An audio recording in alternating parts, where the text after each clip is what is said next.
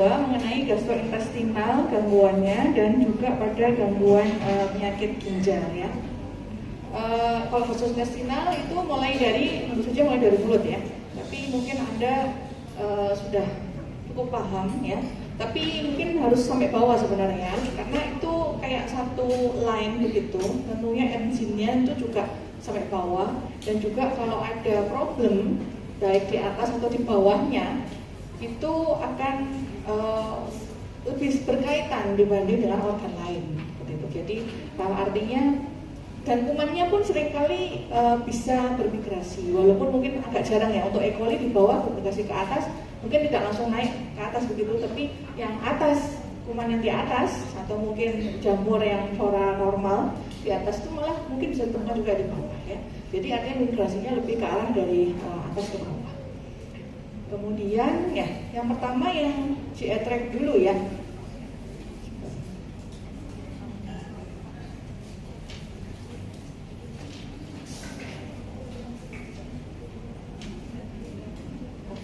Yang GI tract dulu banyak banget ya. Penyakit sistemik, saya bahasnya yang sistemik mungkin ada sedikit mulut, tapi itu manifestasi daripada penyakit sistemiknya. Jadi tidak murni dari apa yang gangguan ada di mulut itu, karena itu ranah Anda. Banyak sekali gangguan penyakit kronik yang kemarin juga sebagian sudah kita bahas, yang penampilannya atau penampakannya bisa ditemui dulu di kampung oris ya, baik itu kongenital, infeksi, neoplasma, cancer, trauma ya, atau sebab lain yang tidak jelas. Mungkin nanti ada topik-topik lain, terutama ini yang banyak ya. Untuk yang AIDS ini juga pertama itu sebenarnya bisa diduga itu dari adanya kandidiasis oral. Nah, jadi bukan gejala yang lain dulu sebenarnya ya, karena sering nggak ngaku kan ya. Nah, kemudian juga ada penyakit-penyakit kulit ya yang memang penampakannya atau kita bisa temui dulu di kampung oris. Ya, jadi organ pencernaan tentu saja dari atas ya, termasuk kelenjar-kelenjarnya. Ya. Kemudian ke faring, ya, tidak ke laring karena laring lanjutnya itu ke pernapasan. Kalau yang ini adalah ke faringnya, kemudian faringnya itu akan nyambung ke esofagus. Ya. Kemudian, ya, dari esofagus ini kemudian langsung ada saluran ke lambung. Ya. Kemudian setelah ke lambung itu ada sebenarnya ada usus halus dulu salurannya nyambungnya. Di mana usus halus itu ada 3 bagian, duodenum, duodenum, dan ileum. Kemudian setelah itu ada usus besar. Usus besar itu juga ada namanya kolon ya, antara ileum yang terminalis. Ini terminal itu maksudnya yang apa ya, mendatar begitu.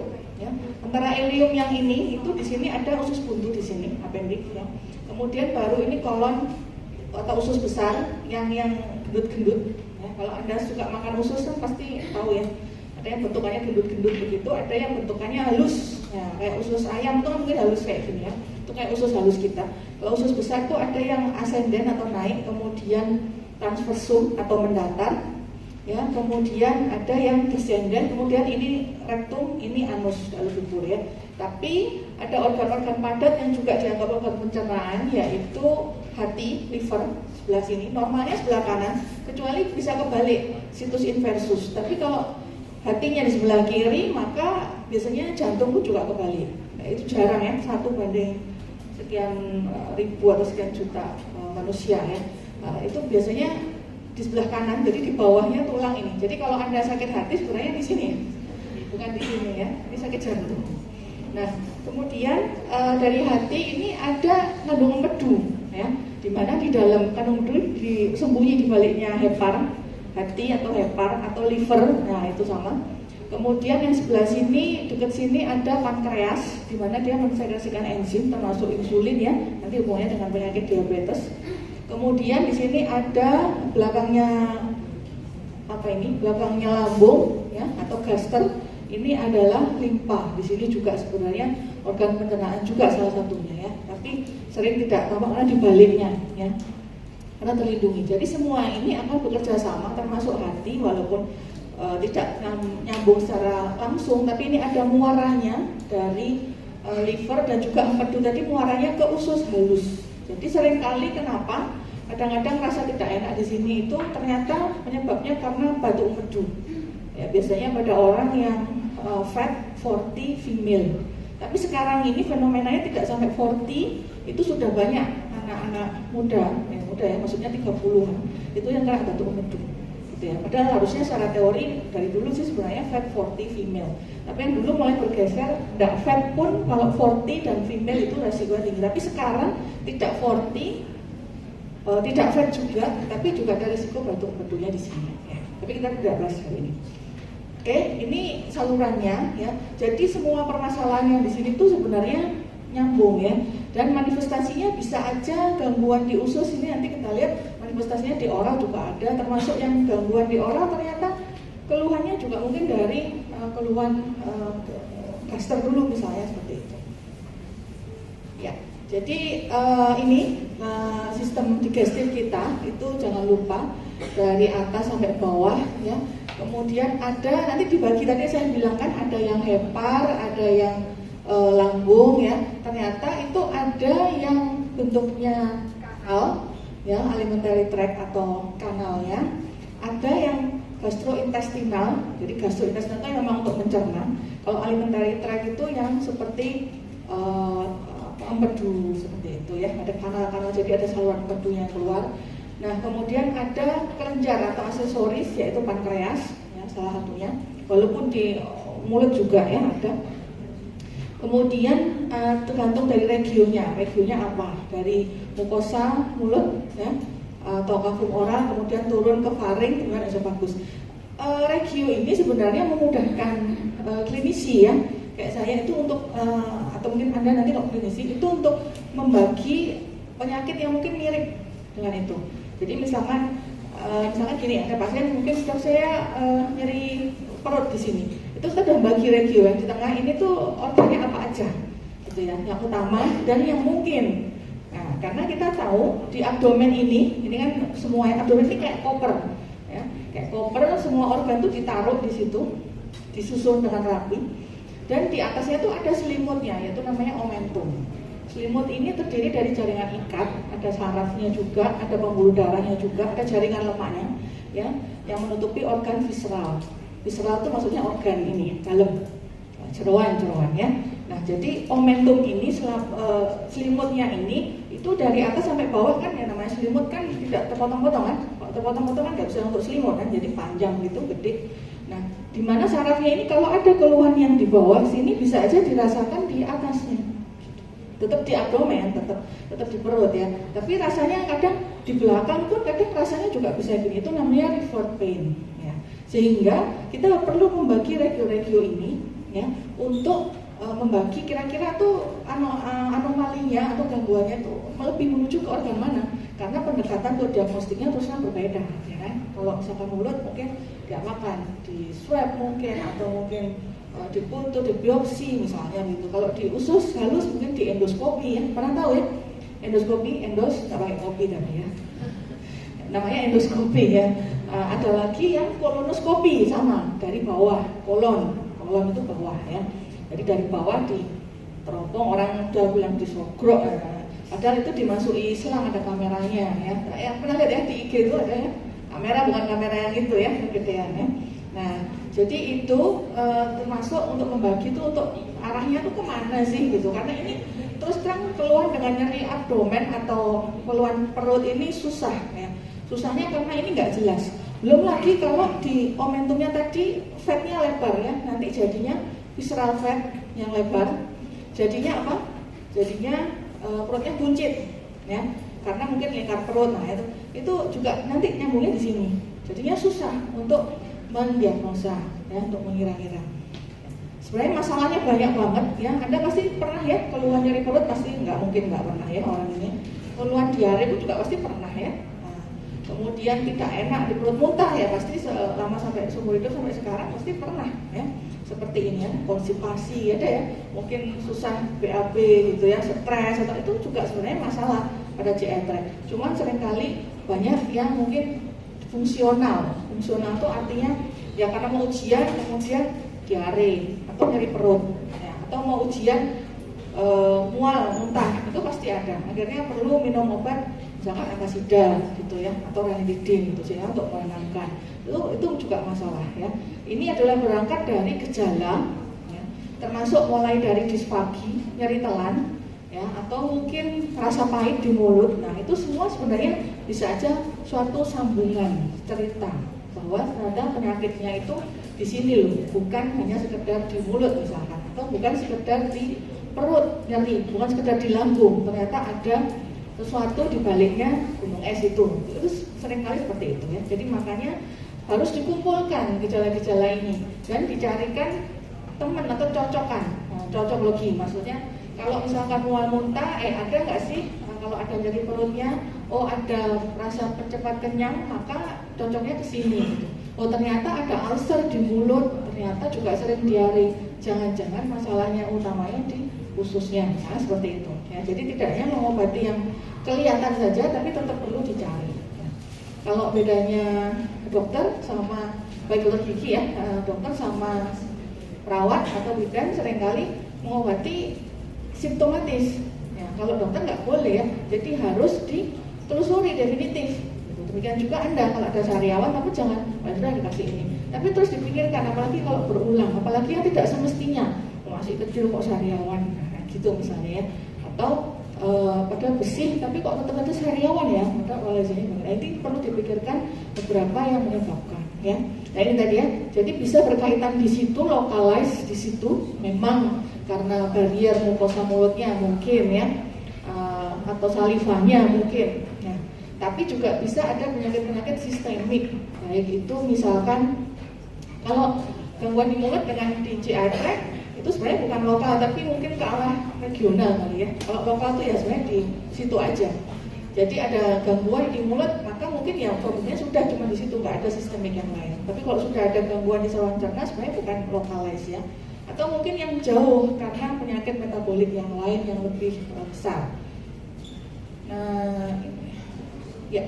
Kalau ini penyakit mulut ini singkat karena pasti Anda lebih paham. Cuman saya mau refresh ini yang berhubungan dengan metabolik ya, atau dengan GI tract di tempat jauh. Kalau yang di localize mungkin Anda yang paling paham ya. Jadi ada beberapa ya penyebabnya, selain memang dari kausa dalam vakum orisnya sendiri, ada beberapa yang jauh yang mungkin sistemik. Mungkin pernah tahu ya, dan food mouth disease ya, FMD, atau penyakit mulut dan kuku ya, PMK kalau Indonesia ya, atau flu Singapura. Nah, itu juga bisa sebenarnya. Tapi memang manifestasinya ada di yang pasti datang dulu kan di sini, karena dengan adanya ulcer nggak enak makan, terus kemudian rewel gitu ya kalau anak-anak, atau mungkin nggak apa istilahnya nggak bisa aktivitas jadi lemes. Nah itu mungkin yang akan mendatangi di situ. Jadi penyakit mulut itu adalah bisa aja mulai dari bibir sampai dalam ya, batasnya maksimal sampai faring ya. Kalau udah faring maka namanya faring ya. Ya, jadi beda. Nah, ini mulai dari mukosanya vaskular ya, tapi ada juga manifestasi atau gejala yang memang karena metabolik. Contohnya gejala uremia atau reaksi alergi bersensitivitas kemarin ya, terutama kalau SJS. Pernah tahu ya, Stephen Johnson itu harus ada keterlibatan mukosa, itu mukosa mulut ya, pasti harus kena mukosa mulut dan mukosa yang bawah, yaitu misalkan di bisa di vagina atau gland penis, karena itu mukosa yang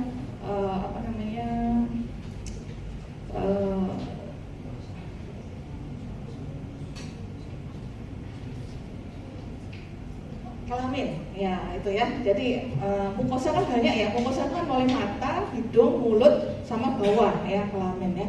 Nah itu semua kalau SJS itu pasti harus ada, termasuk gejala sistemik serostamia ya, kemudian nah ini bau mulut gitu ya, atau baunya itu khas seperti alkohol kan ada yang pernah tahu orang mabuk nggak? Atau pernah mabuk di sini? Ya, itu baunya kan khas. Kalau orang yang mabuk nggak sadar ya dia bau apa? Orang yang mabuk atau apa istilahnya kalau arema atau kubang ya itu kan alkoholisme ya, itu baunya khas banget. Ya bau alkohol ya. Ada lagi yang ini bau uremia, bau pipis ya, uremia ya. Ada lagi yang baunya kalau kata hepatikum itu biasanya manis buah gitu. Ada yang bau vanila enggak ya, ini bau buah manis, sweet gitu ya. Nah, ini ya, ada faktor oris, ya, ini sama dengan uremia yang bisa ditemukan juga pada orang yang gagal ginjal. Jadi seringkali udah deket aja, wah ini komanya hepatikum nih, karena orang sering nggak sadar kan, kemudian kan pasti mulutnya agak terbuka gitu ya, itu pasti akan keluar, ya tidak dengan sengaja membawahi, tapi itu akan dari jarak mungkin sekian senti itu akan tampak gitu ya, itu bisa menjadi suatu clue. Ya, jadi kadang orangnya mungkin tidak, kalau Anda mungkin orangnya masih sadar ya, cuman kok penampilannya kayaknya ada sesuatu yang mendasari, itu sering kali ya ketahuan. Jadi kurang ya. Nah ini ya penyakitnya kalau yang sistemik ini mulai misalkan dari mukosa ya, ternyata penampilannya kalau gangguan mukosa itu bisa aja karena memang yang tempat jauh tadi saya bilang, jadi di usus ya. Karena apa? Karena mungkin patofisiologinya kurang lebih sama, reseptornya, sistem imunnya ya kurang lebih sama. Kemudian ada lagi yang karena kelainan ginjal ya, karena sistemik ya, karena mempengaruhi kadar sesuatu mineral dalam darah misalnya ya, mempengaruhi kadar kalsium misalnya, itu akan tampak ya, di sini ya, termasuk di defisiensi vitamin, defisiensi zat besi aja pasti di lidahnya, atau anemia defisiensi besi, lidahnya itu pasti akan ketahuan, lidahnya halus, pasti pucat jelas ya, kalau anemia kan mukosanya juga pucat. Jadi di kita juga diajarkan bahwa kalau misalnya gejala anemia itu tidak cukup hanya dengan melihat mukosa yang di sini. Jadi mukosa semua dicek, termasuk mukosa mulut yang paling gampang ya. Jadi dilihat mukosanya gimana, apakah pucat, kemudian lidahnya, apakah papilnya bagaimana, gitu. Jadi jangan salah juga ya. Jadi itu bisa menjadi suatu tanda. Walaupun tidak selalu harus ditangani papilnya, terus ya ditangani adalah penyakit sistemiknya tentu saja ya, dan kelainan yang lain. Siap. Jadi kalau misalkan ada gangguan, tolong mungkin dianalisis tentu saja dengan yang tepat, tidak hanya fokus ke situ saja, tapi tolong yang secara sistemiknya digali, jangan-jangan ya ada apa. Ini saya kira analisis yang cukup standar ya gejala sekarang. Kemudian ada lagi yang istilahnya adalah review of system. Review of system itu biasanya ditanyakan from head to toe secara singkat ya, gimana ada keluhan di kepala, mungkin sakit kepala atau apa, mata kabur dan lain-lain, ada nggak kalau ini berhubungan dengan makan, atau mungkin organ lain yang kayaknya nyeri atau nggak enak. Nah itu secara cepat ya, tidak perlu satu-satu detail ya, mungkin nggak perlu, tapi secara cepat ya, termasuk ini ya review penyakit sistemik.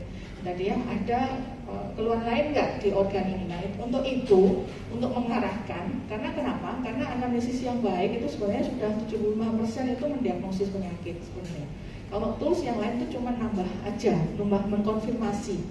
Kalau ternyata tools yang lain ternyata hasilnya normal semua, ya itu kita harus bertanya pada diri kita sendiri. Misalnya ada meminta pasien untuk foto ronsen misalkan ya, wah ternyata 10 dari kali foto ronsen 3 itu normal, kebalik, 3 itu abnormal, 7 itu ternyata hasilnya normal. Nah, berarti harus dipertanyakan, ini saya kurang menggalinya gitu mungkin, sehingga yang saya minta itu mungkin kurang sesuai ya. Jadi mohon untuk analisis detail ya, tidak ada salahnya mungkin kan sambil bisa sambil meriksa. Tapi kalau Anda mungkin sambil tindakan susah ya, gitu kan. Jadi nggak, kalau saya memeriksanya mungkin tidak khusus di sini, jadi pasiennya bisa sambil ngobrol. Jadi biar apa? Biar keluhan itu masuk ke Anda semua, itu termasuk pendekatan. Biar bondingnya, apalagi nanti kalau Anda belum praktek ini ya, belum ke pasien ya. Nah, apalagi nanti kalau ke pasien kan sudah tahu bahwa Anda itu tanda petik masih belajar, ya kan? Selalu ada yang pertama. Pasti orangnya kan jadi apaan sih diperiksa? Masa harus ditua-tuakan sih? Atau harus ini kan ya enggak. Tapi ya nggak apa-apa, memang masih belajar. Tapi kadang ada pasien yang senang karena dengan pembelajaran itu maka dia bisa menyampaikan semua keluhannya. Ada mungkin sungkan sama yang seniornya, sehingga pada Anda tuh keluhannya semua dikeluarkan, disampaikan. Tapi tolong Anda hargai dengan menangkap clue-clue yang ada gitu ya. Jadi clue yang seringkali kok ini agak sedikit ya, yang seringkali kok saya koas, tidak anemia, tidak sakit kepala, tidak mual, tidak muntah. Terus yang ada apa? Kalau tidak ada semua ya pulang aja, nggak usah ke sini. Pasti ada, itu kita kurang balik. Jadi pikirkan dengan yang tidak, tapi apa sih yang ada? Kayak mirip-mirip pegadaian loh. Ya. Apa prinsipnya pegadaian? Tahu nggak? Menyelesaikan masalah tanpa masalah. Masalahnya Anda adalah ya nanti dikirimkan ke supervisornya. Yang penting Anda mencari dulu gitu kan, mencari. Oke.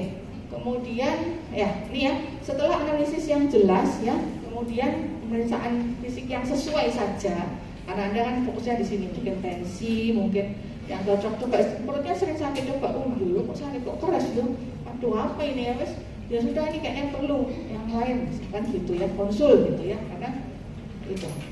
Nah, ada beberapa tata laksana ini yang mungkin bisa mempengaruhi kalau memang itu berhubungan dengan pencernaan di bagian lain. Sedikit aja tata laksana ini akan mempengaruhi apa ya, mempengaruhi keluhan yang ada secara sistemik. Kadang bisa seperti itu. Ya, ada beberapa yang memang kausalnya di mulut, Anda perlu memberikan secara sistemik kan. Nah, makanya ada beberapa obat ini seperti anti jamur, steroid ya, seperti methylprednisolon, prednison ya, obat steroid itu akan mempengaruhi sistemik yang ada. Jadi mohon dipikirkan bahwa itu bisa saja mempengaruhi ya, tidak hanya yang lokalis kan. Anda juga boleh kan meresepkan misalkan prednison kan juga boleh ya, antibiotik jelas boleh. Nah itu mohon dipertimbangkan bahwa itu akan mempengaruhi gejala yang lain. Artinya bisa mengaburkan diagnosis untuk yang tadi yang belum jelas gitu. Misalnya Anda berikan anti nyeri sampai penamat, ternyata dia atau malah menambah ya, ternyata dia ada keluhan yang lain, nyeri tulang misalnya, jadinya akan nggak nyeri lagi, sehingga akan waktu mau diperiksa akhirnya jadi seperti pseudo ya, nyerinya itu akan berkurang, atau mungkin malah menambah. Anda sakit gigi, pasien sakit gigi, kemudian dikasih misalkan asam mefenamat, ternyata dia ada GERD. Nah kalau belum dianalisis, akhirnya langsung muntah-muntah. Itu sering saya temui gitu ya, karena tadi di depan analisisnya mungkin kurang sesuai ya, atau kurang digali. Selain alergi obat ya, karena pernah sakit gigi mungkin pasiennya mungkin tidak berobat, tapi karena sering kayak ke apotek kan, akhirnya saya minum asam mefenamat, akhirnya langsung bengkak ini semua, ternyata dia alergi. Atau minum ibuprofen sendiri, ternyata tambah nyeri perut, muntah-muntah gitu ya. Atau mungkin antibiotik yang diberikan ternyata tambah bikin mual seperti itu. Jadi mohon untuk ini, atau mungkin malah mengganggu fungsi ginjalnya loh, hati-hati gitu ya. Karena mungkin dari analisis kurang jelas. Kadang kan ya ngaku ya pasiennya ya, apalagi kalau penyakit-penyakitnya itu yang penyakit yang misalkan kayak HIV, nggak mungkin ngaku. Ya. Dia mau operasi sekalipun dia nggak akan mungkin ngaku kalau memang bukan dokternya. Dia tahu kan dokter tulang, dia bukan mengobati HIV, jadi nggak usah ngaku, udah biar aja gitu. Pokoknya diam-diam aja. Ada yang seperti itu ya, pernah menemukannya. Jadi review tadi di awal harus ditekankan bahwa ini akan bisa saling mempengaruhi, sehingga bisa kalau tidak jujur bisa aja akan mengganggu nantinya gitu, atau tidak sesuai penggunaannya. Ya, ini sedikit perkenalan mengenai gangguan gastrointestinal yang sering ya. Contohnya, Anda pasti sudah tahu ya, atau mungkin ada yang sudah menderita ya. Misalnya, kayaknya semua pernah ya kena dispepsia fungsional ya. Mau ujian tuh pasti mual muntah gitu ya, atau paling nggak dari perut lah gitu ya, derdek lah itu. Jadi bisa seringkali nyeri ya, atau tidak nyaman di perut. Namanya tidak nyaman itu ya bisa kembung, bisa apa ya, agak begah, atau mungkin perutnya penuh atau yang lain-lain ya, pokoknya nggak enak aja. Yang berkaitan dengan biasanya nyeri di epigastrium itu sini ya, ulu hati. Ya. Kemudian ada bisa sampai rasa terbakar di situ. Kemudian biasanya nggak enak kalau setelah makan, dan hubungannya dengan psikologis, rasa cepat kenyang, penuh, mual, itu biasanya ada itu. Kemudian ada lagi yang gastroesophageal reflux atau GER, GER, atau GERD pakai D ya. Nah bedanya apa sebenarnya? Kalau GERD itu kronik dan biasanya sudah ada komplikasi yang lebih serius lagi ya, lebih jauh. Kalau GERD biasanya pada umumnya sih GERD itu biasanya akut ya. Pada umumnya GERD itu karena gangguan sphincter pada esofagus yang bagian bawah. Kalau tadi kita lihat gambarnya yang pencernaan, habis esofagus itu langsung lambung kan. Tapi bukan langsung yang lost door begitu, tetap ada pintunya atau sphincternya. Karena apa? Kalau masih ada makanan di atas, kemudian di bawah lambung masih mencerna, itu pintunya nggak kebuka semua. Atau yang di atas itu kosong, nggak ada makanan, lambung asamnya tinggi karena harusnya jam makan tapi telat. Jadi asam lambung itu akan disekresikan sesuai jam, secara normal akan disekresikan sesuai jam-jam orang itu makan. Jadi kalau Anda memang terbiasa misalkan intermittent fasting misalkan ya jam yang ada makanan tuh dia udah mulai mempola. Kayak misalkan kayak puasa Ramadan, waktu awal-awal pasti ada sakit lambung kan pasti. Karena terbiasa pada siang itu kan makan. Nah, waktu saat itu asam lambungnya dikeluarkan karena kebiasaan habis ini makan nih, aku tak keluar biar siap biar cepet. Ya. Tapi ternyata nggak ada kan karena puasa. Nah itu akan bisa ada keluhan lah, rasa tidak nyaman. Orang normal keluhannya ya cuma di sini aja, paling agak perih dikit lah gitu ya. Kemudian lupa kan dengan aktivitasnya. Tapi kalau yang tidak normal, sphincternya ini dia nggak bisa nutup. Harusnya kalau ada asam lambung nggak ada makanan dia diam dulu di lambung. Karena asam lambung itu asam itu namanya, tahu air aki ya. Air aki itu kalau ke wajah kan ya keras banget. Ya kayak itu asam lambung itu. Apalagi asam empedu lebih jahat lagi, lebih iritatif lagi. Jadi kalau asam lambung tidak pada lambung itu akan mengiritasi, ya, kayak air aki itu. Kalau di aki dia bermanfaat, kalau di sini lah. Oleh karena itu sudah diciptakan bahwa ada sphincter, sehingga kalau nggak ada makanan, belum ada, sementara asam lambungnya ada, udah biar di situ lucu. Kenapa kok lambung jadi kuat? Karena asam ya, satu yang manfaatnya. Yang ketiga, lambung itu ototnya 3 lapis, tebel. Anda pernah makan babat nggak? Nggak suka? Pernah ya? Ya lihatlah nanti. Lah babat itu kan kayak handuk itu tebelnya. Kalau bersihkan susah kan? Kalau pas ada itu yang biasanya itu kan dibersihkan susah banget dan hitam atau mungkin ya pokoknya karena isinya itu. Dan itu tebel banget kan? Ya, karena memang itu digunakan atau diciptakan untuk biar mempertahankan si asam itu. Jadi walaupun banyak asamnya di situ tidak langsung teriritasi, walaupun berlebihannya di lambung itu tidak langsung iritasi. Jadi begitu ada iritasi atau ulcer di lambung itu berarti sudah kronik lagi. Itu sudah tidak tertangani lagi lah oleh mukosa lambung. Jadi mukosa lambung itu 3 lapis, tidak seperti kulit ini tipis ya.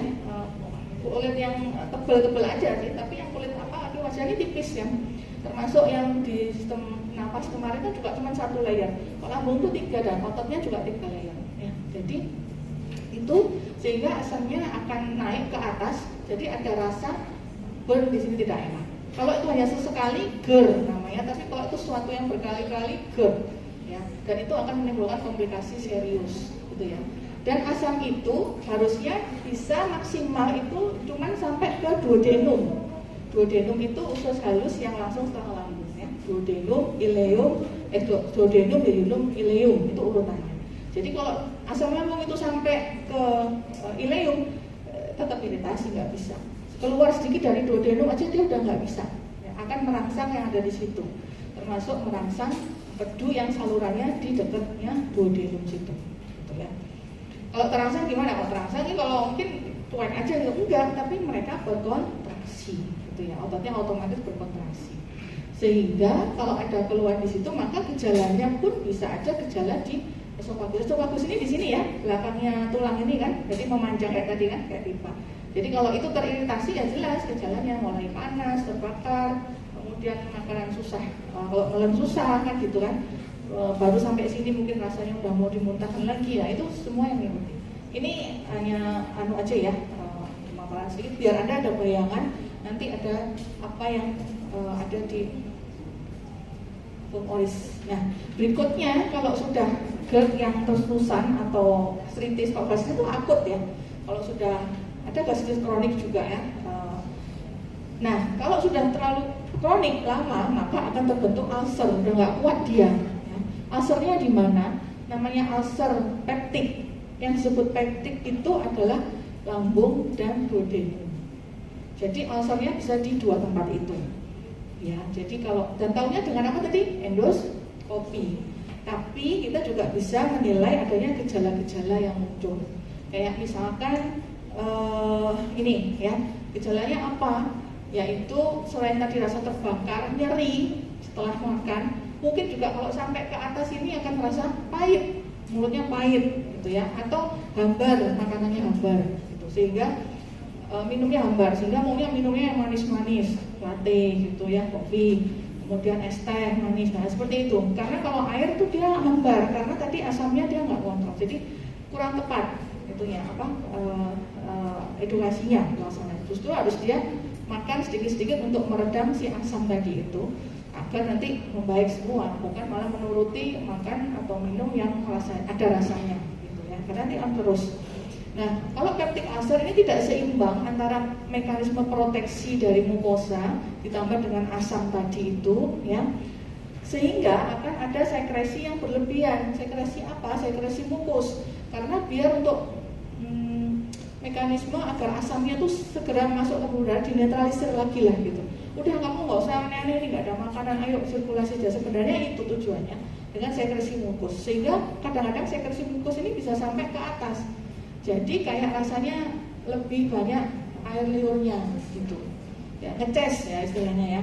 Nah, atau mungkin saat naik ke sini itu rasanya gatel, asam, atau nyeri di sini, kayak gatel atau batuk kadang. Karena apa? Karena ini memicu di sini. Sekali lagi, kalau tadi asam tidak ada pada tempatnya, dia tergantung kadarnya akan merusak. Kalau kadarnya banyak banget, dia akan esofagitis atau erosi di esofagus karena banyak banget. Kalau hanya sedikit, dia hanya masa terbakar aja, terus jalan lagi ke atas juga terbakar, atau mungkin batuk itu tadi. Jadi belum tentu batuk itu adalah memang karena gangguan di saluran pernapasan. Bisa aja di gangguan saluran pencernaan, karena kita tahu di sini faring plus laring ini kan ada klepnya kan, bisa aja di situ. Bisa masuk ke paru-paru nggak? Ya kalau dia fungsi ininya tidak bagus, fungsi glotisnya tidak bagus, maka dia bisa aja mengiritasi trakea tadi itu. Ya. Jadi kesannya kayak memang ada infeksi batuk, padahal aslinya karena ini. Di samping itu nanti akan ada pembentukan mukosa baru, sel baru, tapi ya lama ya. Dan pembentukan sel baru ini tidak selalu berfungsi sama, karena yang benar-benar baru dibentuk ini tidak bisa maksudnya persis lah sama dengan yang sebelumnya ya. Dan tidak banyak juga. Nah, kausa ini adalah selain karena asam tadi yang berlebihan, juga mungkin dipicu adanya infeksi Helicobacter pylori yang ada di dalam lambung ya. Jadi makanya perlu beberapa pada peptic ulcer agak berat penanganannya dan perlu antibiotik dan perlu kerjasama juga ya. Kemudian turun lagi adalah bowel ya, bowel disease ya. Ada inflammatory dan ada irritable ya. Bedanya apa? Untuk yang inflammatory itu memang ada proses inflamasi yang melibatkan sel-sel inflamasi seperti yang kemarin ya. Tentu saja dengan melibatkan sel-sel inflamasi ini sebenarnya patogenesisnya lebih luas ya. Artinya tidak hanya kalau ini kan asam gitu ya di situ ya, apalagi GERD tadi cuma karena murni karena asam. Tapi kalau ini lebih luas lagi dan gejalanya juga bisa ya suka-suka namanya inflamasi, paling nggak di satu sistem cerna itu di kecipratan lah gejalanya gitu ya. Ada dua bentuk inflammatory bowel disease, yaitu yang nantinya Crohn disease, nanti kita lihat gambar di belakang, dan ada ulcerative colitis. Ada dua macam bentuk. Nah ini taunya ya sebenarnya dari endoskopi ya, kolonoskopi. Endoskopi juga masih mungkin kelihatan di awal, tapi yang utama kolonoskopi ya. Dimana ini sebenarnya inflamasi yang kronik, sehingga karena dia luas tempatnya sepanjang usus, kadang mungkin juga sampai bisa sampai ke esofagus tandanya, sampai ke cavumoris pun juga kadang ada, maka pasti ada gejala sistemik, yaitu misalkan demam ya, penurunan berat badan, kemudian ada gangguan, bisa diare, bisa kalau nggak toleran dengan makanan, sampai akhirnya malnutrisi. Kalau malnutrisi mungkin penyerapan kurang bagus, juga ada anemia misalnya.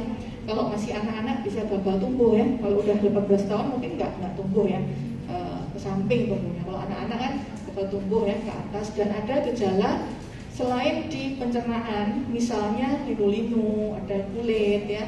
Kemudian di cavumoris juga kita bisa temui gejala-gejalanya yang menyangkut berhubungan dengan inflammatory bowel disease ya.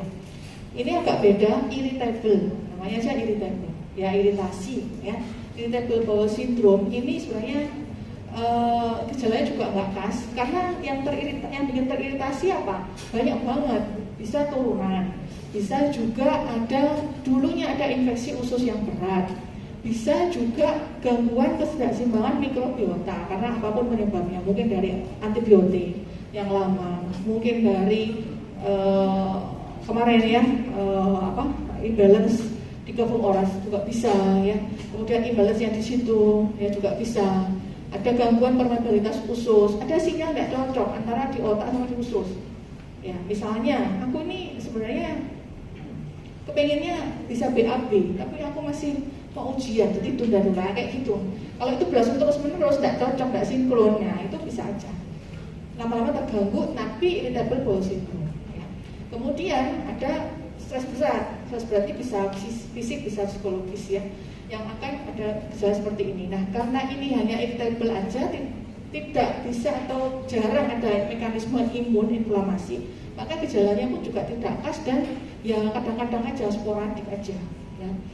Jadi tidak khasnya apa ya, wis pokoknya nggak enak lah, nyeri di perut ini, nggak enak saya ya. Kemudian kadang juga perubahan, kalau setelah BAB enak, tapi nanti kalau mau ujian misalkan sakit lagi, wah itu sudah jelas itu ya. Oh ini stres kamu ya, itu ada bener ya, tapi mungkin istilahnya adalah irritable bowel syndrome ya. Dan ini ya, ada beda konstipasi dan obstipasi, tahu bedanya? Konstipasi itu akut ya, jadi hanya sesekali aja. Biasanya saya lancar, tapi sudah 3 harian ini tidak bisa. Kalau obstipasi itu sudah kronik. Kalau nggak pakai vegeta nggak bisa BAB. Kalau nggak pakai apa ya istilahnya, yogurt misalnya, atau nggak pakai mikrolak ya, untuk dari dubur itu glukolak minum misalnya, saya nggak bisa BAB. Nah itu sudah obstipasi dan itu masalah.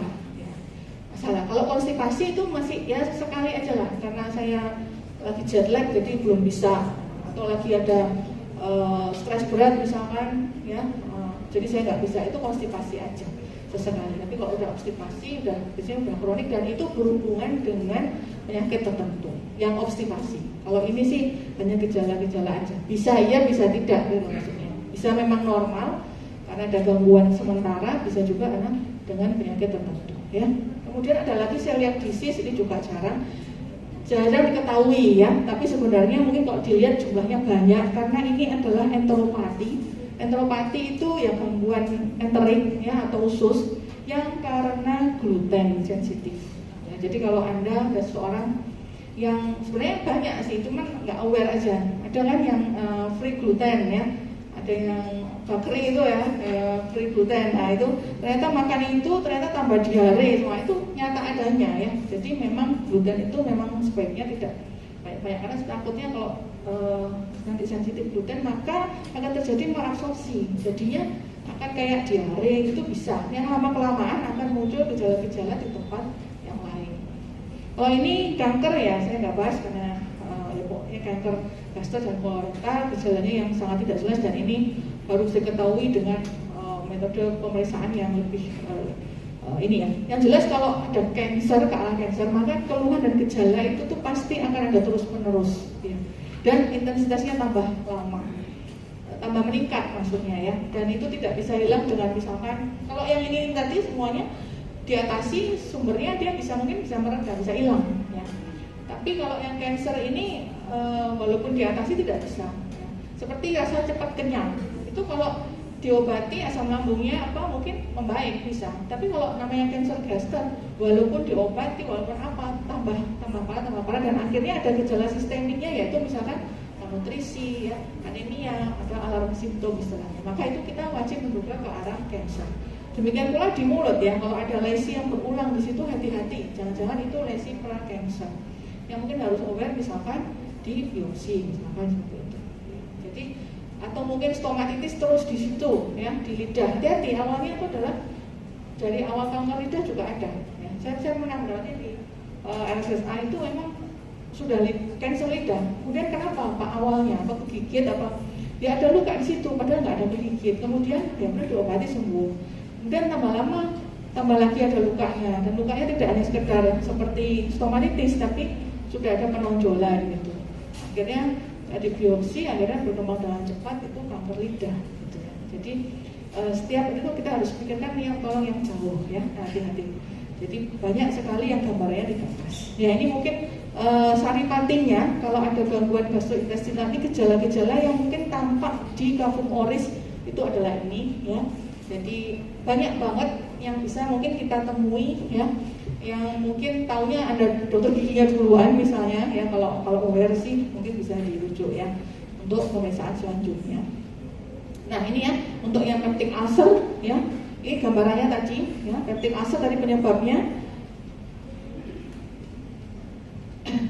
drug induced ya, kemudian juga ada gambaran misalkan kalau ada bacterial disease maka mungkin ya saya nggak terlalu lihat. Yang saya lebih sering melihat adalah yang fungal ya, sesuai tempat saya bekerja. Jadi candidiasis itu atau mungkin oral helicobacter seperti itu juga sering saya perhatikan. Ini memang karena backgroundnya dalam penyakit ini ya. Mucosa pelor saya juga sering melihat karena pasti ini ya melihat. Cuman yang untuk gingal bleeding ini hati-hati, ada beberapa manifestasi yang mungkin penyakit sistemik ya, kayak gambaran seperti ini bisa aja orangnya misalkan leukemia itu juga bisa karena dengan trombosit yang rendah ya, leukositosis yang meningkat ya, maka bisa aja gambarnya hiperplasi gingiva dan juga sering perdarahan gingiva itu sangat berhubungan ya.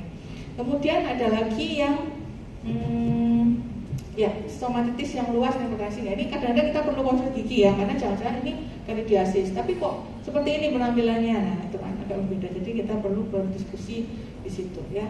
Nah ini penampilannya kalau Crohn disease, mudah-mudahan nggak pernah nemuin. Kalau saya sih nggak pernah nemuin cobblestone di mukosa oral ya. Kalau yang di usus saya pernah lihat ya. Jadi memang dinding ususnya, dinding mukosanya itu kayak cobblestone tuh kan? Ya kayak batu alam yang disusun itu. Kalau Anda tahu tembok yang country, rumah country seperti itu kan ada batu alam disusun-susun, itu kayak gitu. Tapi saya nggak pernah lihat kalau itu ternyata di mulutnya juga kayak gitu, tapi di ususnya emang ada. Sehingga kalau seperti ini jelas tidak bisa menyerap nutrisi dengan baik ya. Akhirnya ya diare, ada keluhan nyeri juga. Dan ini bisa terjadi di sepanjang alimentary tract ini, gitu. Atau bukan sepanjang tapi di sini ada, di esophagus ada, di gaster ada, di sini ada gitu. Jadi seperti apa ya, patch gitu tapi luas ya. Kemudian ada lagi ini ya, hati-hati linear ulcer. Jangan-jangan memang bukan salivanya tapi sistemiknya yang bermasalah. Ya, seringkali ada ulcer di sini. Kalau polypoid ini saya juga jarang, mungkin nanti ada lebih mau. Kalau ini mungkin sering dikiranya ini ya alergi apa kosmetik kali ya. Sering ya, atau digigit apa awan mungkin. Ya, kalau ulceratif colitis tadi bedanya ya. Kalau yang ulceratif dia lebih namanya aja ulceratif ya. Kalau tadi kan ini termasuk dalam inflammatory bowel disease, inflamasi. Kalau yang Crohn disease dia kayak lebih kepada penonjolan. Kalau namanya aja ulceratif colitis maka dia lebih kepada ulcer.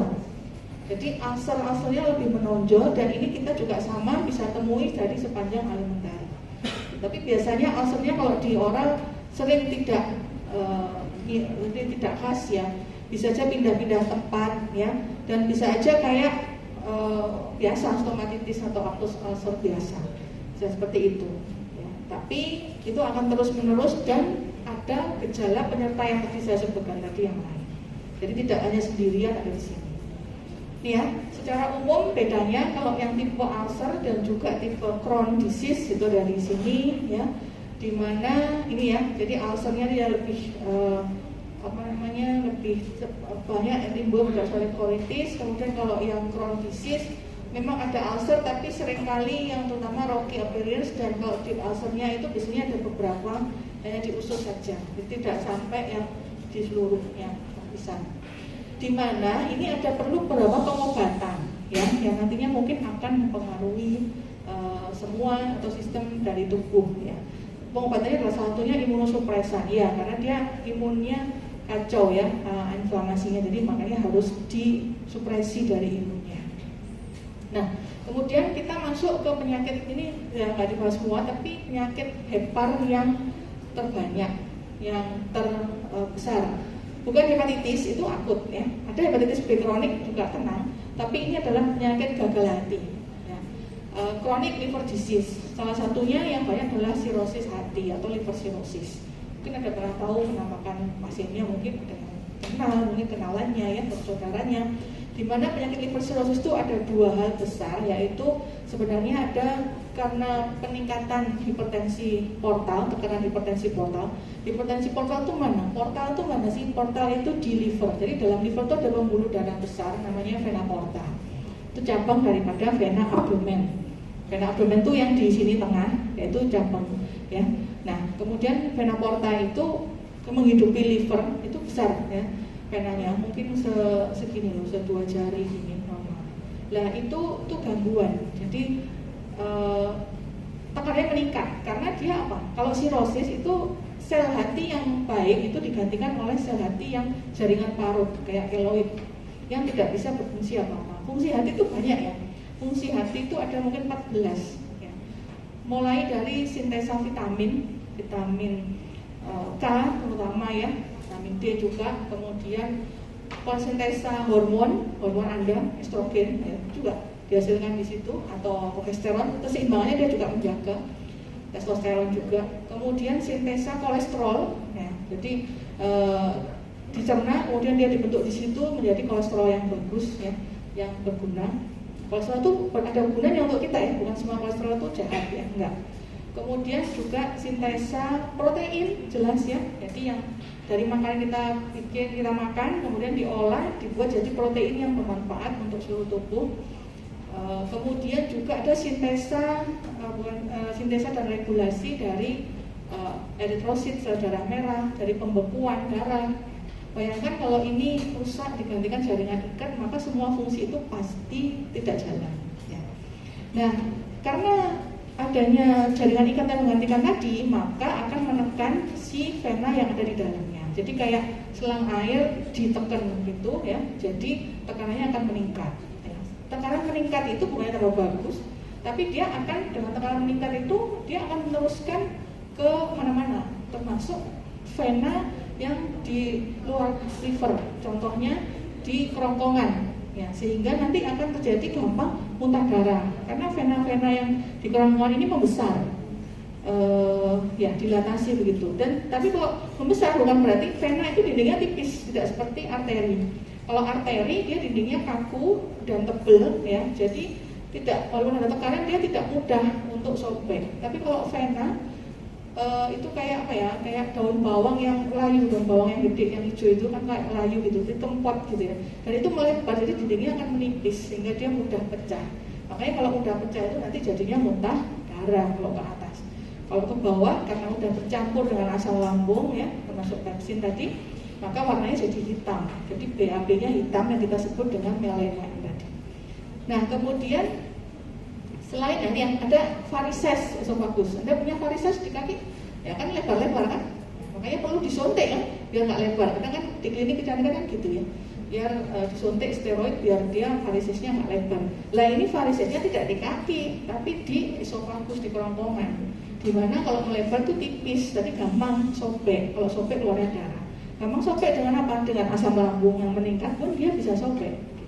Karena tipis banget. Apalagi dengan makanan yang keras. Apa contohnya kerupuk gitu ya, atau mungkin tulang apa sih kamu biasanya sum-sum apa yang tulang rawan itu loh, kayak ceker apa gitu ya, kan ada tulang rawannya banyak tuh suka ya. Nah itu bisa mudah ya.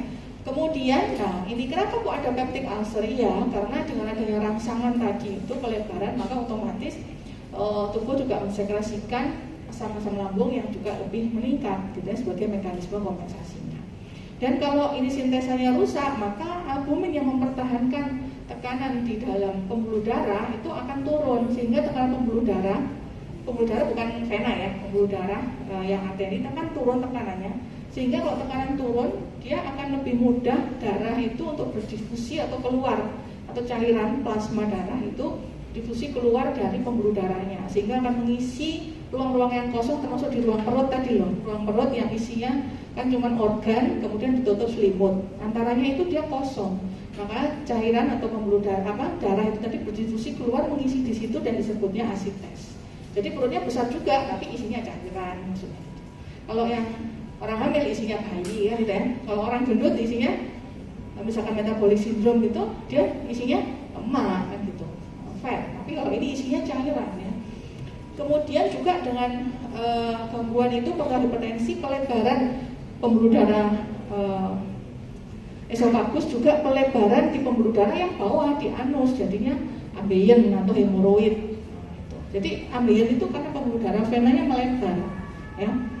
Nah, satu lagi karena gangguan kegagalan fungsi hati secara masif yang ditandai oleh karena gangguan tadi keseimbangannya terganggu ya. Jadinya hormon juga terganggu sehingga akan meningkat estrogennya, sehingga ada ginekomasti atau pembesaran payudara. Enak dong, enak kalau perempuan, tapi kalau cowok kan dia jadi ginekomasti pembesaran ya. Kemudian juga ada sampai koma karena tadi apa? Karena amoniaknya nggak bisa keluar. Amoniaknya yang harusnya dikeluarkan lewat kotoran, lewat feses itu nggak bisa keluar, akhirnya ke darah gitu, karena ketahan ya. Kemudian gangguan-gangguan liver yang lain yaitu HB-nya rendah, trombositnya rendah, fungsi pembekuan darah terganggu. Nah, karena gejalanya ini sangat sistemik ya, oleh karena itu sedikit tindakan apapun tuh harus kita berhati-hati ya. Ini ya, kalau dilihat dari gejalanya penampilan seperti ini, orangnya kurus tapi perutnya gendut ya, isinya cairan ya, bukan gendut yang makmur apa itu bukan ya, tapi isinya cairan, ada ginekomasti dan ada tampilan bintik-bintik perdarahan di sini. Tentunya perdarahan ini juga mungkin bisa ada di gigi, gingiva, di cavum oris, seperti itu bisa ya. Dan ini penampilannya ya, termasuk bengkak semua juga gitu. Nah, ini sebenarnya kelihatan sih kalau yang seperti ini sudah tahap kronis seperti ini akan kelihatan. Nah, ini tadi ya, tadi gejala sistemiknya. Kemudian bagaimana untuk yang di cavum orisnya? Karena tadi gangguan ya pada sirosis tadi itu, ya, maka akan selain gangguan sirkulasi juga tentu saja ya, karena varises secara nyata maka akan mengganggu sirkulasi dan juga clearance daripada mikrobiota dimanapun ya, di mukosa manapun ya, termasuk di oral, kemudian terjadi oral dysbiosis ya. Akhirnya gangguan itu pun juga bisa akan menyebabkan inflamasi secara meningkat secara keseluruhan ya, sehingga akhirnya apa, overabundance ini imunitas dari mukosa, sistem imun kita itu ada tingkatan kan, Anda sudah belajar ya. Nah, ini contohnya yang imunitas dari perantara dari mukosa itu pasti terganggu. Belum lagi dengan adanya gangguan dari sirosis itu ya, dan inflamasi itu akan menyebabkan di usus pun juga dysbiosis juga. Jadi semua di seluruh badannya dia udah terganggu mikrobiotanya. Yang harusnya nggak ada atau yang harusnya cuma sedikit, jadi kolonisasi yang berlebihan. Sehingga akhirnya akan ada bakterialnya itu translokasi kemana-mana. Terusnya dari usus pindah, bisa karena dysbiosis itu masuk ke atasnya gitu ya, sehingga akan semakin meningkatkan inflamasi yang terjadi, inflamasi kronik yang terjadi ya. Sehingga asam lambung juga merespon dan akhirnya ada keluhan-keluhan juga yang lain yang bisa tampak di dalam semua organ-organ lain. Maaf, saya di sini aja dulu ya, kurang ya. Jadi kalau kita lihat manifestasinya dari umum tadi sirosis hepatis atau chronic liver disease, mulai dari atas sampai bawah ya, gangguan hemostasis, hati-hati dengan tindakan Anda. Karena apa? Karena jelas HB-nya rendah, kemudian ada resiko perdarahan karena faktor koagulasinya pasti rusak, ya. Pembuluh darahnya juga rusak ya. Kemudian mukosa oralnya juga lebih rusak ya, karena secara umum tadi berkurang ya, termasuk sirkulasi dan dysbiosis juga ya. Dan oleh karena imunnya juga rendah ya, karena inflamasi kronik, maka gampang terkena infeksi yang simple, yang sepertinya mungkin pada orang sehat nggak kena. Misalkan infeksi herpes. Herpes itu kalau orang sehat, Anda sehat itu kan pasti nggak kena. Kenapa yang kenanya orang imunnya rendah? Imun rendah itu tidak selalu harus orang minum obat-obat kanker ya, tapi orang hamil pun imunnya juga rendah. Termasuk dengan penyakit kronik seperti ini juga lebih rendah. Penyakit diabetes itu walaupun sehat itu tapi imunnya lebih rendah daripada orang yang non diabetes.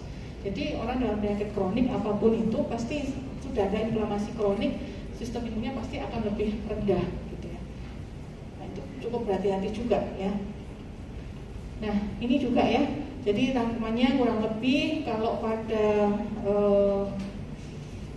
tanda dan gejala kalau ada penyakit-penyakit ini, monggo ini mungkin bisa diperhatikan. Ada beberapa yang harus kita perhatikan pada orang dengan gangguan GI tract dan terutama penyakit liver.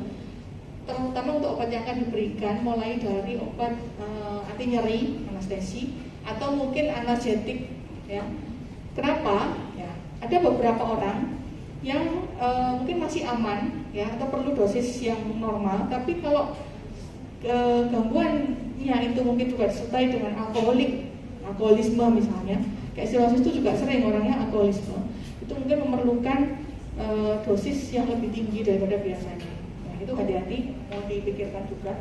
Termasuk juga untuk analgetik, ya, ada obat-obatan yang memang tidak direkomendasikan pada penyakit GERD, ya, atau mungkin peptic ulcer, apalagi yang masih on treatment. Jadi review di sini diperlukan untuk memilihkan obat yang tepat, mengurangi rasa nyeri yang baik dan mungkin tidak mengganggu. Mungkin perlu kombinasi. Ya, biasanya kalau dokter gigi itu sukanya kan asam mefenamat, ya.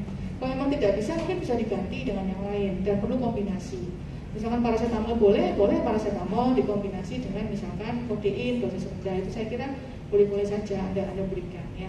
Atau mungkin dengan ibuprofen misalkan dengan dosis rendah, gitu ya. Asal memang untuk GI tract-nya sudah masih on treatment. Dan obat-obatan yang diberikan itu sebenarnya harus dijeda 2 jam, termasuk antibiotik, ya, dengan obat yang tadi dia konsumsi sehari-hari yang normal, karena ada interaksi pasti dan akhirnya akan tidak tercapai, ya, jenis terapinya, ya. Ini analgesiknya mungkin golongan COX-2, ya, memang lebih mahal. BPJS kayaknya nggak ada. Cuman kan kita tidak sekolah untuk BPJS, ya, kita sekolah untuk aslinya, ya, pasien kita. Jadi mungkin boleh diberikan yang semacam ini kalau memang itu ada yang dihindari pada penyakit-penyakit tertentu, ya. Hati-hati, ada beberapa antibiotik, ya, yang berinteraksi kalau memang dengan antasida. Sebenarnya tidak antasida saja sih yang bereaksi, dengan yang golongan obat lambung lain mungkin juga bisa berinteraksi. Contohnya dengan ranitidin atau simetidin itu bisa bereaksi, ya, antibiotiknya. Contohnya ini juga hati-hati dengan golongan sulfa, mungkin Kotrim, ya, kotrimoxazole itu kan ada sulfanya, ya, atau mungkin obat yang lain, walaupun itu topikal obatnya, tapi dia bisa bereaksi dengan asam folat, sehingga akan mengurangi penyerapan asam folat pada pasien. Sudah orangnya anemia karena gangguan tadi hormon, tapi juga ada defisiensi juga karena ditekan karena ada interaksi dengan obat ternyata, gitu.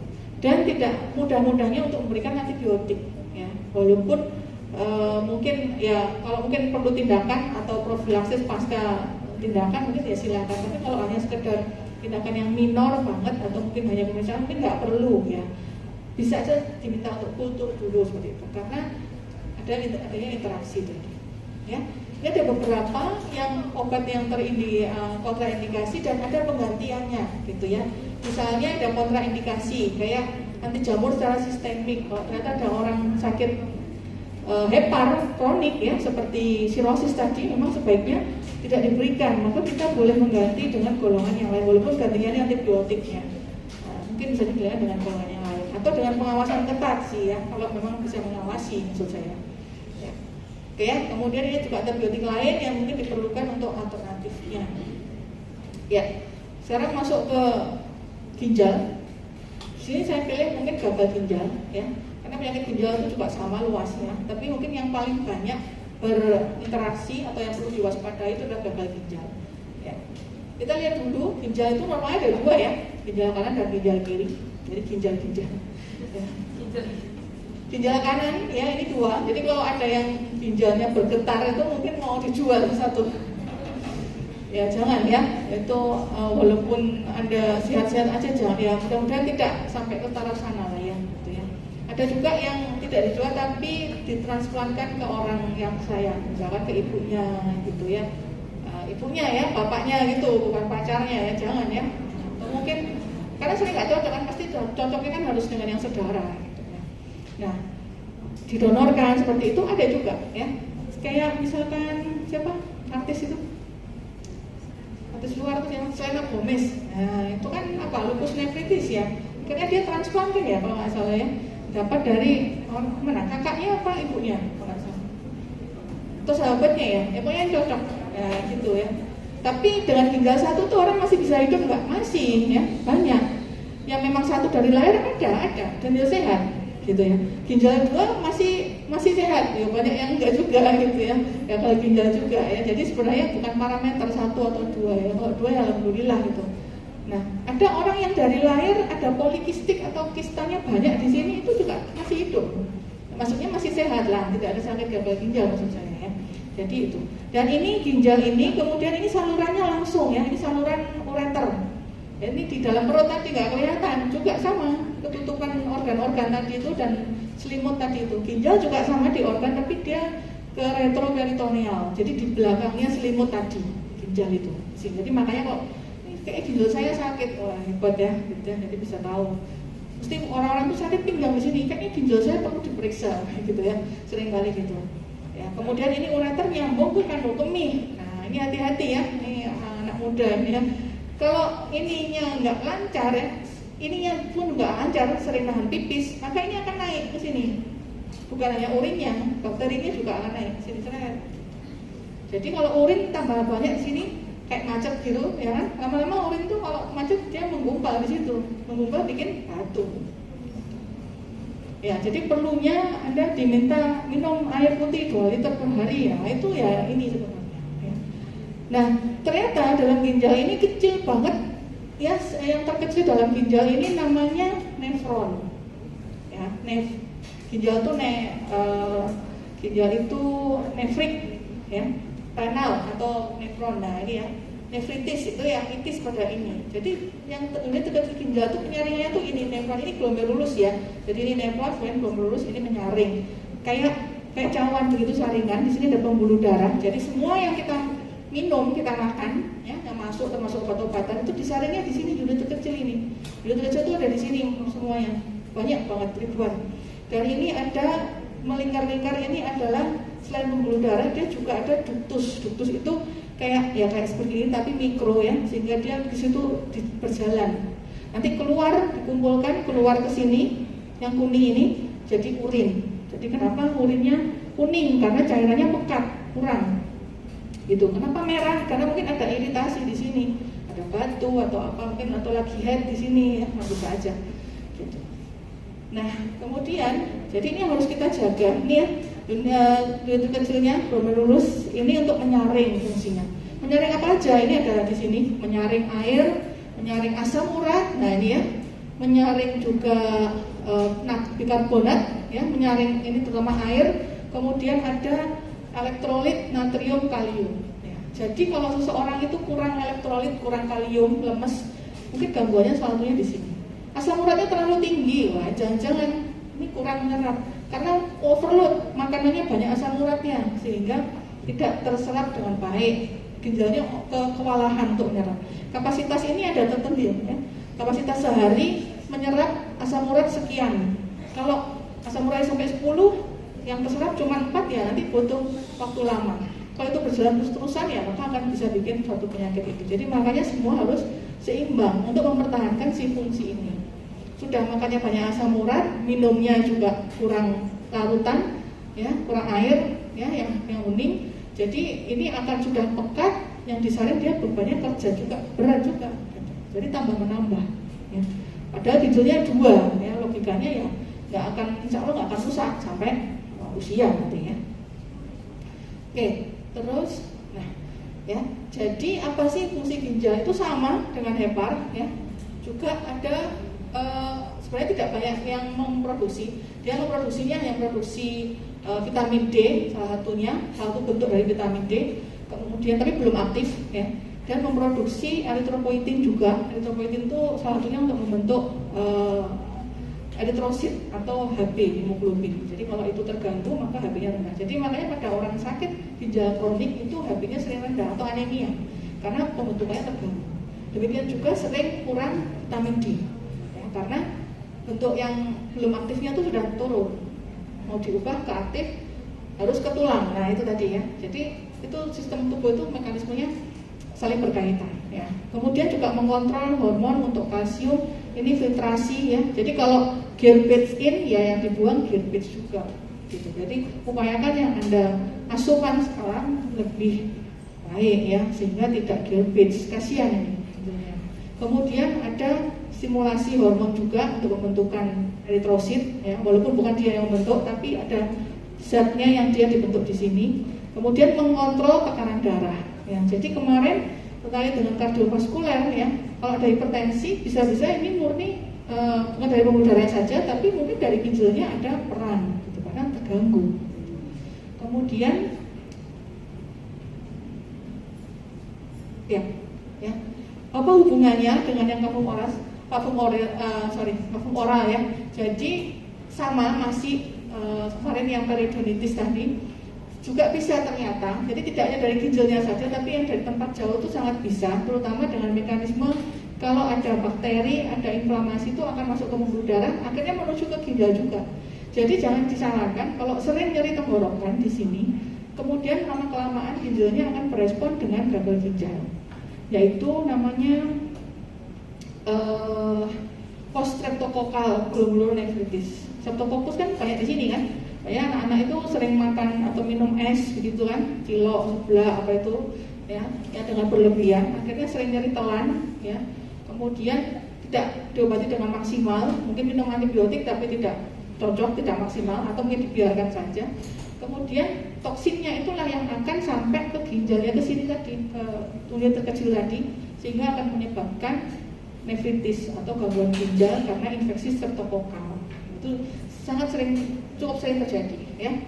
Nah ini juga sama ya, jadi kumannya bisa masuk ke ginjal ini sehingga menyebabkan inflamasi yang kronik, dan kalau inflamasi yang kronik lama-lama akan menyebabkan gagal ginjal. Jadi selain karena yang berlebihan menyerapnya, tapi juga bisa karena tadi inflamasi kronik ya. Ini juga sama ya. Jadi kenapa dari gingivitis ini kok bisa sih, padahal jauh banget ya. Dan bukan alimentary tract ya, beda traktus ya, beda saluran, beda organ ya. Kenapa? Karena tadi lewat pembuluh darah tadi ya yang rusak, kemudian ada inflamasi kronis mikromolekuler ya, yang lain-lain begitulah ya, sehingga nantinya toksinnya ini terutama yang akan bisa masuk dan membuat toksin ke ginjal. Demikian juga dengan adanya uremik ini akan menyebabkan satu disequilibrium dari mikrobiota di oral ya. Kemudian yang kedua ada gangguan sirkulasi tentu saja ya di gingiva jelas ya, sehingga ini akan lebih longgar lagi. Bisa akhirnya terjadi terus seperti lingkaran setan. Jadi memang perlu beberapa penyakit kronis itu perlu dilakukan treatment atau pemeriksaan di gigi atau perawatan misalnya begitu, untuk mencegah terjadinya yang lebih lanjut. Nah, gagal ginjal itu ada dua secara waktu, akut dan kronik. Yang akut itu biasanya reversible atau bisa normal kembali. Kalau yang kronik jelas tidak bisa. Ya. Padahal definisi gagal ginjal kronik itu sebenarnya tidak hanya dari fungsi ginjalnya rusak, ada batu pun kalau itu lama lebih dari 3 bulan maka juga disebut gagal ginjal juga, walaupun fungsinya masih bagus. Atau ada yang di pipisnya itu ada bocor ya, proteinnya keluar ya, proteinuria begitu, dan itu persisten selama 3 bulan, maka itu juga sebenarnya disebut gagal ginjal kronik sebenarnya, walaupun fungsi ginjalnya, fungsi filtrasinya masih bagus ya. Jadi untuk yang akut itu hanya temporer aja, biasanya pasti kurang dari 3 bulan, dimana itu biasanya disebabkan karena macam-macam, bisa infeksi yang berat, bisa waktu itu dehidrasi yang berat karena muntah hebat, belum ketolong dehidrasi, kurang cairan sehingga ada gangguan ginjal ya. Terus tapi bisa resolve setelah diberikan cairan, atau bisa aja karena keracunan. Keracunan apa? Bukan keracunan MDG ya, keracunan alkohol ya, atau etanol. Biasanya suka miras gitu ya. Biasanya kalau Arema atau apa ya, klubnya menang itu kan terus kan arah-arahan diet itu sering kali. Ternyata benar ya, beberapa yang Arema, saya nggak menaruhkan Arema, nggak, saya juga Arema kita, cuman maksudnya ada beberapa oknum lah ya, itu dengan adanya itu mereka perayaan terus minum-minum, kan ada yang dulu beritanya ya, akhirnya remaja-remaja itu akhirnya ada yang nggak ketolong, itu karena intoksikasi dari etanol itu, karena mirasnya itu tidak sekedar, ya kalau vodka kan mahal, itu dicampur sama apa? Sama spiritus. Tahu spiritus? Tahu nggak? Di browsing ya, kayak dulu kan ada tempat makan tuh ada isinya minyak itu warna ungu ya kalau nggak salah, itu spiritus Ya, jadi bukan alkohol 70% lagi, tapi 95% dicampur 70%. Ya, kayak bensin itu loh, 92 campur alkohol, ya, kayak gitu. Tapi diminum, bukan di mobil, di kendaraan. Ya. Nah itu makanya alkohol intoxication. Kalau itu bisa diatasi intoksikasinya, maka kembali normal, maka itu namanya akut kidney injury. Ya, tentunya kita berharap masih akut ya, termasuk infeksi-infeksi berat. Kayak ini kan ada banyak banjir ya. Banyak infeksi misalkan leptospirosis ya, itu juga bisa bikin gangguan ke ginjal. Itu salah satunya ini akut kidney injury. Tapi kalau itu tidak bisa teratasi dan membutuhkan cuci darah yang kontinu, maka chronic kidney disease ya. Pada kronik itu biasanya karena sekunder, bukan karena ini, bukan karena ginjalnya sendiri. Bisa sekunder karena diabetes yang tidak terkontrol, bisa sekunder karena hipertensi tidak terkontrol, bisa sekunder karena infeksi yang lama, atau sekunder karena ini ada kista di ginjal, ya, dan itu banyak dan lama. Jadi yang orang diabetes itu yang bikin rusak bukan obatnya yang banyak, tapi gulanya yang tidak terkontrol. Semakin gulanya tidak terkontrol, naik turun, maka akan semakin besar inflamasi yang terjadi, nitric oxide-nya, ROS reaktif oksigen spesies itu yang bikin nekrosis di semua sel tubuh, termasuk sel ginjal. Jadi bukan polifarmasinya, karena polifarmasi kalau dengan minimal dengan apoteker aja, atau mungkin terutama dengan dokter umum misalkan, atau dengan dokter lainnya, itu pasti ada ini kan, ada dosis maksimal, dosis optimal. Ya tidak mungkin kan, pasti ada adjustment dose kan begitu. Ya, jadi tidak mungkin ngawur dan ngawur-ngawurnya itu masih inilah, masih lumayan lah daripada yang gulanya tidak terkontrol. Demikian juga hipertensi. Anda bayangkan tadi kalau gambar yang tadi, ya, nah ini ya, ini pembuluh darahnya banyak. Ya kalau tekanannya di sini tinggi terus, panen terus, ya, lama-lama juga ginjalnya nggak kuat, jebol, menyerah. Gitu. Jadinya akhirnya gagal ginjal. Jadi harus dikontrol penyakit-penyakit sistemik itu karena nanti yang kalah adalah ginjalnya. Gagal ginjal kronik itu ada stage-nya, ada 5 ya sebenarnya ya. Ada 5 ya, jadi ini berdasarkan apa? Berdasarkan fungsi ginjal. Kalau Anda pernah lihat di lab itu kan ada ureum kreatinin, itu fungsi ginjal ya. Jadi dari tadi ada gangguan ginjal yang kronik walaupun slow gangguannya, misalkan ada batu yang lama udah biarin aja lah, nggak ada apa-apa kok, slow ya, itu gagal ginjal kronik. Tapi kalau dia fungsinya masih bagus mungkin masih awal. Tapi kalau sudah lanjut stage 4 atau stage 5 ya, itu akan memerlukan tambahan untuk mengganti fungsi ginjal. Bisa apa? Bisa diganti ginjalnya, transplant kalau ada apanya? Ada uangnya dan ada calonnya, donor ya. Jadi sekarang donor ginjal itu tidak boleh loh ya. Anda asal, ayo aku mau donor, kamu bisa beli berapa? 1 M, tidak boleh. Gitu. Dulu sempat ada seperti itu, tapi itu harus dilindungi payung hukum gitu ya. Nanti kalau gagal, ternyata nggak jadi, udah ditransfer nggak jadi, bahaya. Dan itu nggak boleh ya. Walaupun istilahnya kepepet butuh uang gitu ya. Kecuali mungkin keluarga itu baru boleh ya yang bersedia. Nah, atau diganti mesin cucinya, nggak di ginjal tapi di alat lain. Ya. Nah, kalau sudah kerusakan seperti ini ya, itu pasti akan membutuhkan bantuan. Apalagi kalau yang rusak dua-duanya. Bagaimana kita yakin yang rusak 1 atau 2? Biasanya kalau gangguan sistemik, diabetes atau hipertensi seperti itu, memang kerusakannya di dua-dua ginjal itu langsung. Ya, mungkin Anda pernah lihat di IG kan ada anak yang sering makan apa itu, minum apa? Minum Pratingdeng, ya, minum apa? Marimas, top ice. Ya, minum, saya juga minum, tapi kan mungkin cuma 1 ya, dan tiap hari. Ini hati-hati ya kalau ada anak muda ini. Seringkali kan sekarang BFC ya, itu ya. BFC akhirnya apa latte terus itu. Hati-hati ya. Bukannya nggak boleh, tapi hati-hati lihat 20 tahun ke depan. Ya. Ya kasihan ini ginjalnya, karena nggak langsung. Kalau ada yang langsung ya berarti udah banget berlebihan. Termasuk apa itu prosan ya, apalagi ya apalah yang enak-enak gitu sekarang ya. Ini hati-hati perlu dilakukan penggantian terapi ginjal ya. Jadi dengan adanya gangguan ginjal kronis ini akan menyebabkan beberapa gangguan di tubuh. Misalnya hipoperfusi, eritropoietin yang untuk membentuk darah tadi menurun, vitamin D menurun sehingga ada retensi uremi. Jadi pipisnya itu tanda lain itu tidak bisa keluar dengan baik sehingga masuk ke semua peredaran tubuh. Jadi ya bukan bentuknya pipis enggak, tapi di mulut jadinya bau, tadi bau pipis kayak bau toilet. Nah, kemudian bau pesing, tapi ya nggak yang pusing banget, tapi samar. Kemudian di kulitnya gatal-gatal, di rambutnya cepet rontok, nah, seperti itu ya. Kulitnya gatal dan menghitam, itu hati-hati ya. Kemudian ada gangguan protein ya. Terus karena apa? Karena berlebihan dikeluarkan tadi, sehingga akan menyebabkan semakin meningkat oksidatif stresnya dan gangguan vaskuler. Jadi pipislah sebelum pipis itu dilarang atau dibatasi. Orang sakit ginjal, dok saya kok nggak ini ya, kok nggak pipisnya kok sedikit ya.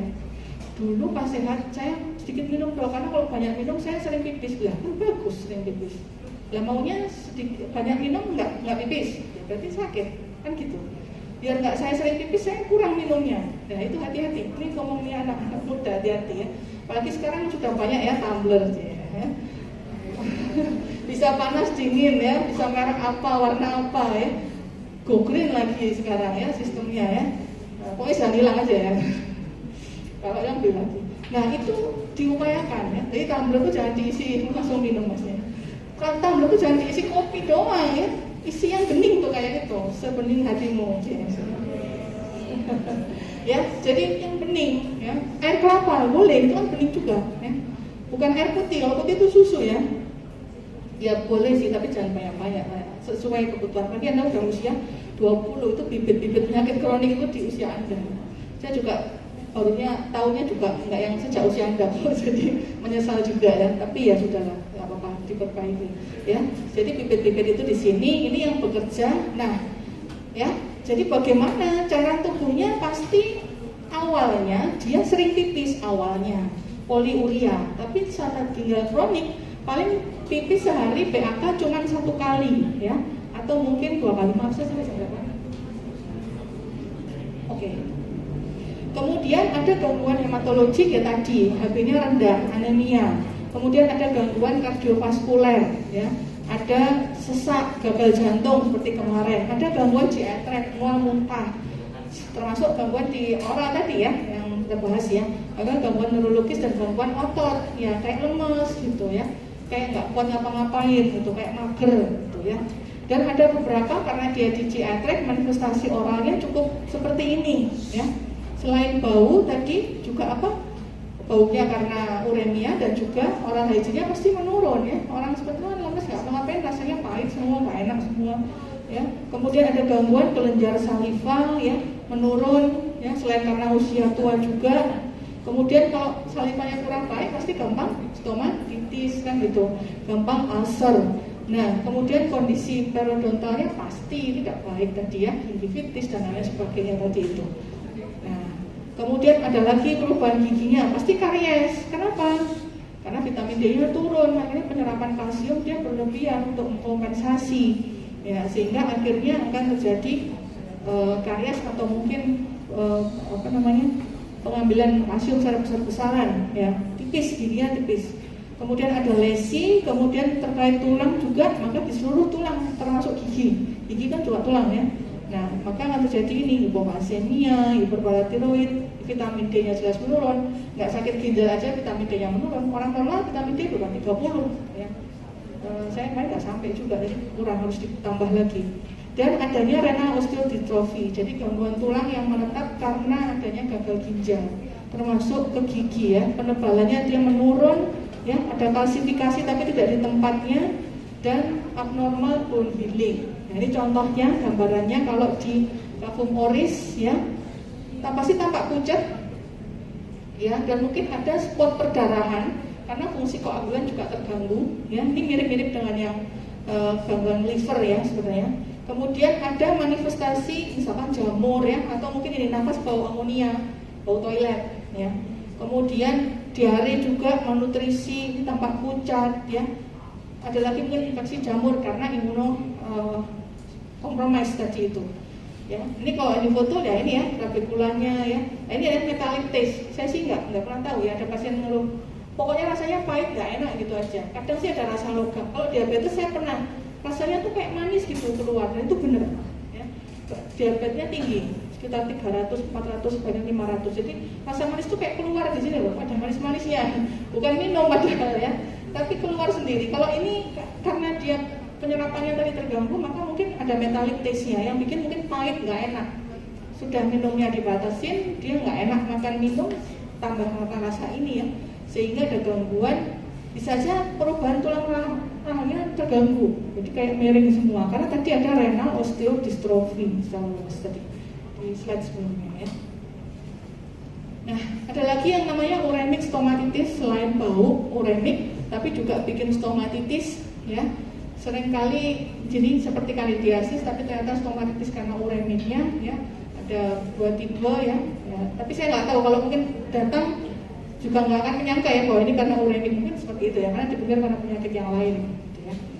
Kemudian tadi udah mau selesai ya, jadi perlunya apa? Satu, selain harus multidisipliner, karena apa? Karena semua terganggu ya, darah tinggi ya terganggu, kemudian anemia, gangguan tadi ya, dan juga resiko infeksi. Jadi makanya terutama pada anak-anak ada nggak yang gagal ginjal? Ada, itu ternyata banyak ya. Anak-anak dan sampai perlu dipasang alat juga gitu ya. Yang dewasa jelas banyak ya. Dan mungkin ada yang perlu pembiusan. Kalau misalkan ada tindakan itu harus hati-hati. Karena apa? Pemanjangan sekresi atau ekskresi daripada obat.